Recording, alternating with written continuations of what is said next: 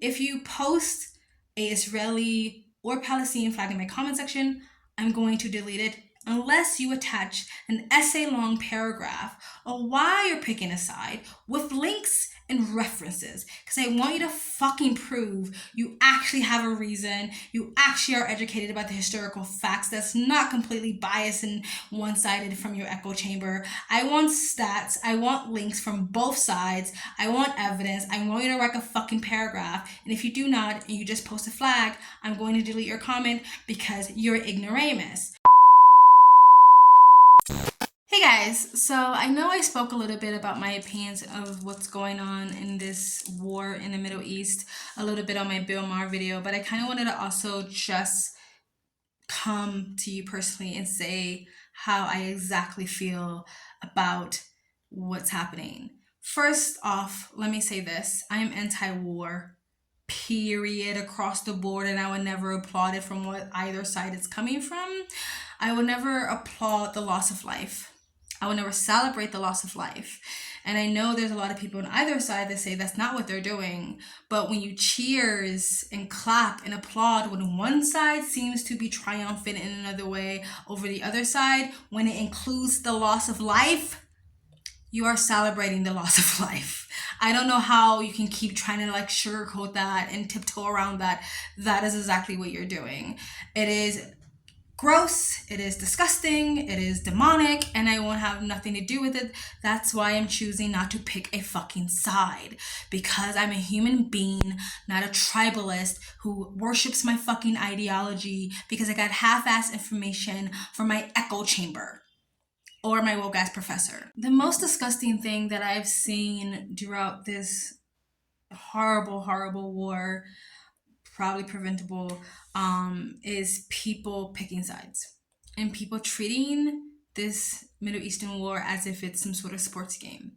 Literally watching people post death tolls like a scorecard and assuming because one side can defend itself more than the other, that somehow that side must be baddies, right? If someone breaks into my house, and I don't care why they're breaking into my house, I don't care if it's my great grandfather oppressed them years ago or beat them or stole from them. I don't care about the history of why someone's breaking into my house. If someone breaks into my house and my family's there, I'm going to fight them full force.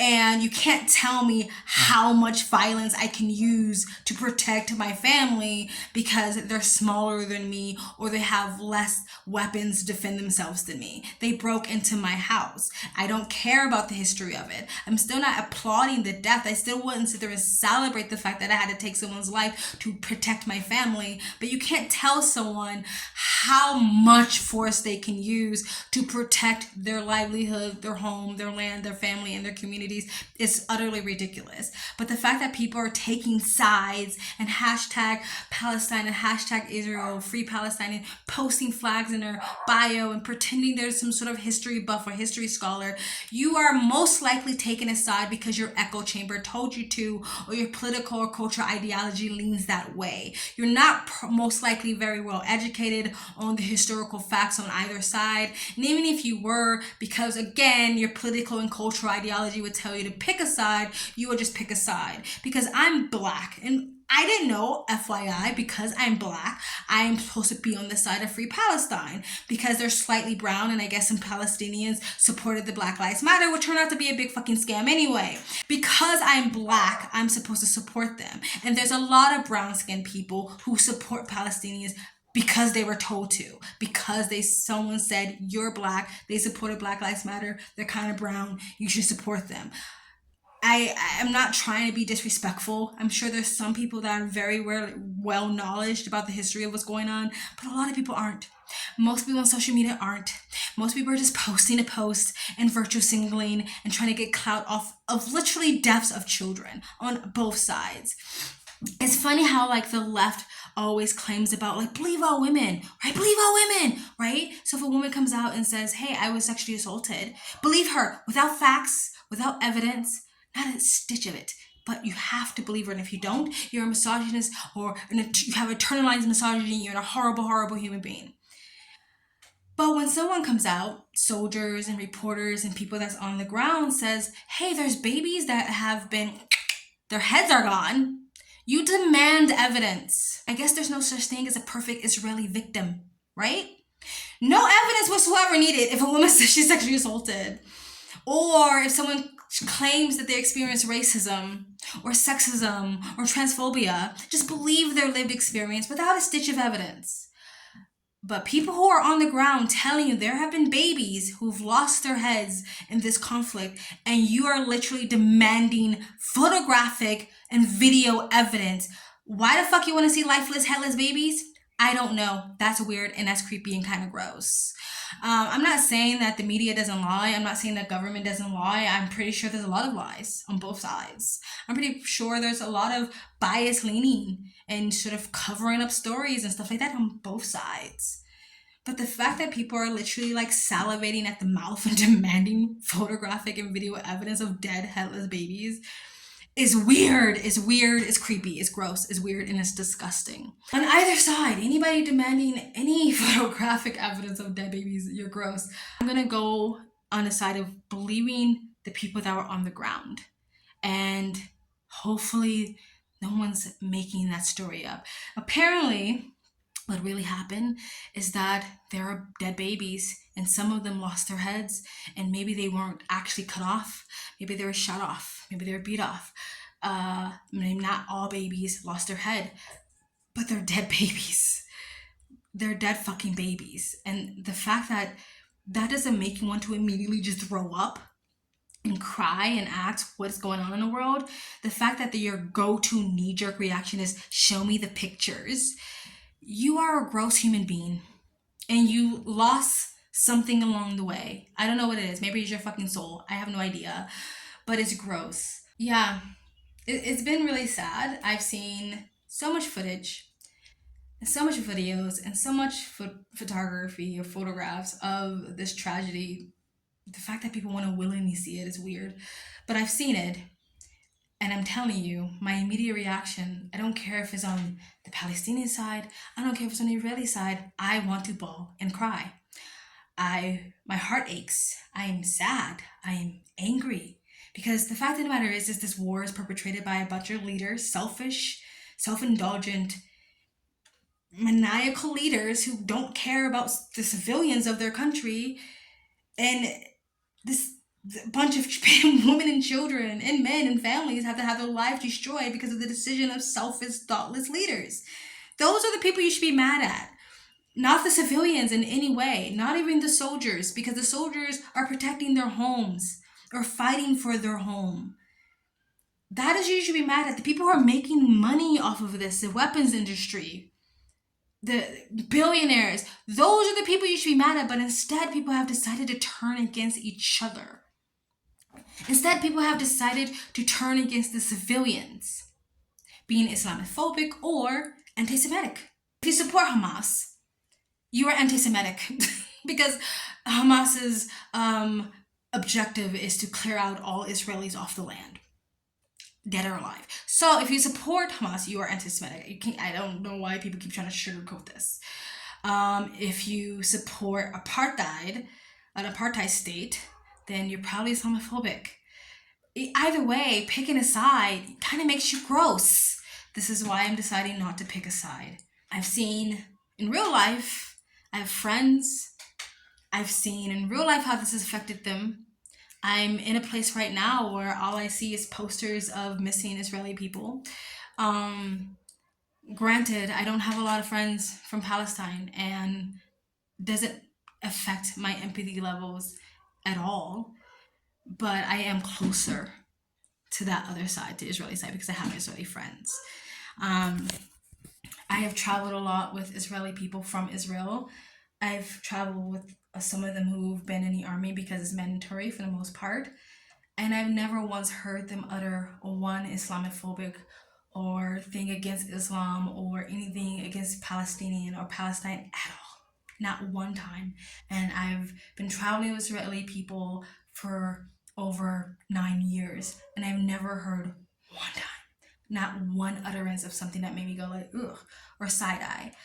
I have had conversations with people who claim to be only pro-Palestine and not anti-Semitic. And you listen to them long enough and it sounds like they are quoting straight up this guy, that guy, rhetoric. It very, like they say, oh, I'm not anti-Semitic, but it very close shifts in that direction. Where you have people like in Australia chanting death to the Ingasta, but those same people turn around and go, I'm not anti-Semitic, I'm just pro-Palestine. When you pick a side, you are inherently going to dehumanize the other side. There is no way around it. You can try to sugarcoat it and pretend and all. There is no way around it. It's the same people who are Christian, who are evangelistic and stuff like that, who grew up in the church that was very pro-Israeli or pro-Israel, who just supports Israel because of the church, because of their upbringing, because of their home life, because of their religion, and still very uneducated about the historical facts of what's going on between these two countries. When you pick a side, you're going to dehumanize the other side regardless of how you're saying or why you're doing it or whatever. I'm not going to be used that way. I'm not a fucking puppet.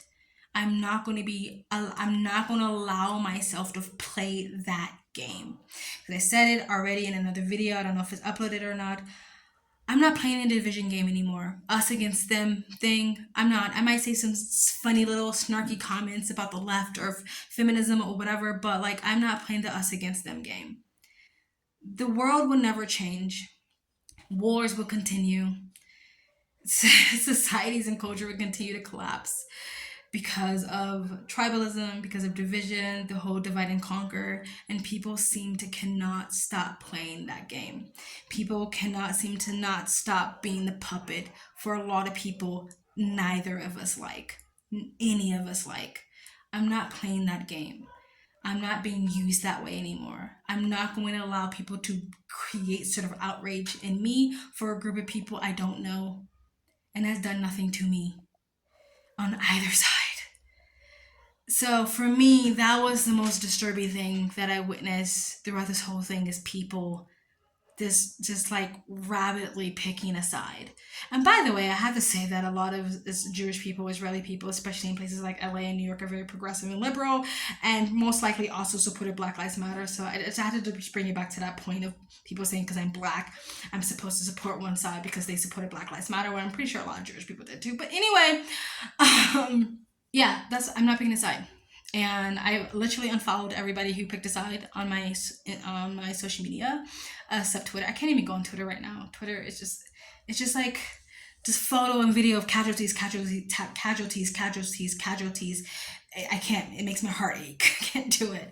But on like Instagram, anybody who posts that fucking death toll scorecard, I can immediately unfollow no matter how much I liked you.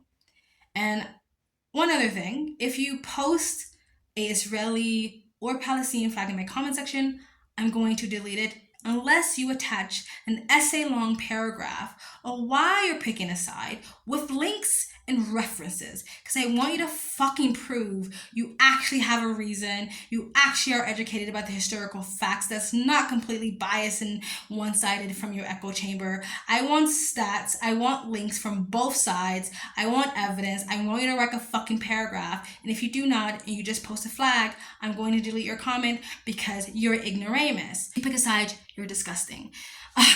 If you support any type of human casualties, you're disgusting. If you support either side being moved off their home and their land, you're disgusting. That is that. I hope to God that this war ends. I hope less lives are lost. I think this is the side we should all be on. I'm anti-war, and it's disgusting that the leaders have put their civilians and babies and children and elderly and their communities in this situation. They're disgusting, and I hope both sides, both leaders burn in hell. Also, can people stop pretending to care about countries only when the media and the social media tell you to care about countries? Because there's tragedy constantly going on that I never see anybody ever post about. I mean, Yemen is just completely being ignored. Haiti, no one seems to So maybe practice and flex your empathetic muscles by caring about other countries and tragedies without the media telling you to, or your woke professors. Anyway, that's it, guys. My arm hurts. Please like, comment, and subscribe, donate, support the channel. I love you guys.